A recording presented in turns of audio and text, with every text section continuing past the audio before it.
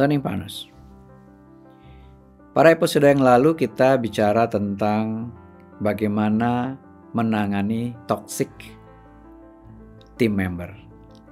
Lalu ada pertanyaan yang muncul di kanalnya WLP, kalau yang toxic itu pimpinan, bagaimana? Dan ada juga yang menanyakan, kalau yang toxic itu coworker atau teman sejawat, bagaimana? Sebetulnya prinsipnya sama saja. Kalau kita bicara toksik, sekali lagi ini kan racunnya yang memiliki pengaruh buruk kepada organisasi dan dia bisa menyebar. Nah, dalam menangani hal yang seperti ini, prinsipnya sebetulnya sama. Pertama, secepat mungkin kita memberikan direct feedback. Jadi menyampaikan secara langsung kepada yang bersangkutan. Itu prinsip. Yang kedua, jika kita sudah berikan feedback, masih juga indikasinya tidak berubah, kemudian kita akan menyampaikan konsekuensi. Itu prinsip. Ya, sampaikan konsekuensinya kalau ini tidak berubah. Dan yang ketiga, kalau memang sudah disampaikan konsekuensinya belum berubah juga, cobalah toksik itu diisolasi. Biar tidak menyebar. Dan jalan terakhir, kalau masih juga tidak berubah, barulah kita amputasi. Itu prinsip. Nah, sekarang pertanyaannya, coworker, rekan sejawat, dengan mudah kita bisa berikan direct feedback. Bro, perasaan gue gak enak nih kalau lu begini ya. Di belakang gue lu selalu ngomongin gue begini-begini, perusahaan begini-begini ya.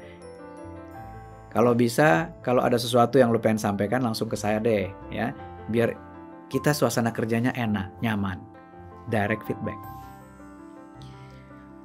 Kalau ternyata masih tidak berubah, kita bisa juga bilang, bro, kalau begini terus, gua gak nyaman nih temenan sama lu ya. Kita mungkin berhubungan kerja aja deh, tapi gak usah berteman. Karena gimana caranya gua bisa menikmati pertemanan ini kalau lo membuat suasananya menjadi gak nyaman. Mudah kita bisa sampaikan kepada rekan kerja kita. Termasuk juga mengisolasi. Jadi kalau kita ketemu rekan kerja yang toksik tadi, sudah diberi feedback, sudah dikasih tahu konsekuensinya, dia masih begitu juga, ya sudah, limit interaksi kita dengan yang bersangkutan. Ya, kita kurangi interaksi kita. Sedapat mungkin kita tidak membangun interaksi yang intens lagi. Karena nanti akan merusak diri kita sendiri. Pikiran kita, perasaan kita, moodnya kita, dan lain-lain. Dan terakhir, kalau masih nggak berubah juga, ya sudah, putusin hubungan. Ya, berkumpullah dengan orang-orang yang akan membuat mood Anda baik, kinerja Anda baik, perilaku Anda baik, dan seterusnya. Relatif mudah kalau dengan coworker. Pertanyaannya, bagaimana dengan pimpinan? Prinsip yang tadi tetap kita gunakan sebetulnya. Berikan direct feedback. Tetapi jangan di depan forum. Ya, sekali lagi direct feedback sedapat mungkin adalah one-on-one. Kita datangin pimpinan kita. Pak, saya boleh bicara sebentar? Kayaknya ada yang ganjel di saya, ya, ada yang kurang nyaman buat saya bekerja sehingga saya terganggu konsentrasi dan lain-lain. Dan sebutkan itu. Dan itu tidak bisa dibantah. Itu adalah perasaan Anda. Dia nggak bisa bilang, oh nggak gitu lah ini. Ya, jadi sampaikan secara asertif. Perasaan ini akan berpengaruh kepada Anda dan kemudian ada fakta-faktanya Anda ceritakan. Kemarin Bapak bicara ini padahal kejadiannya ini dan lain-lain. Sampaikan dari feedback. Kalau bisa, kalau ada sesuatu yang kurang berkenan dari saya, Bapak ngomong langsung ke saya, nggak usah ngomong ke orang lain dan lain-lain. Dan kalau atasannya masih begitu, kemudian kita sampaikan konsekuensinya. Konsekuensi dalam hal ini tentu disampaikan juga dengan baik. Pak, kalau begini terus, bisa-bisa saya terganggu konsentrasinya, kinerja saya bisa turun, dan kinerja organisasi juga bisa turun. Atau, kalau saya begini terus, saya rasanya jadi malas ke kantor, jadi nggak enak perasaan saya ke kantor, dan seterusnya.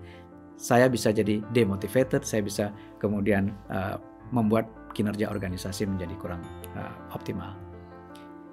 Kalau masih terjadi juga, bagaimana mengisolasi pimpinan? Ya, Anda mencoba seperti orang yang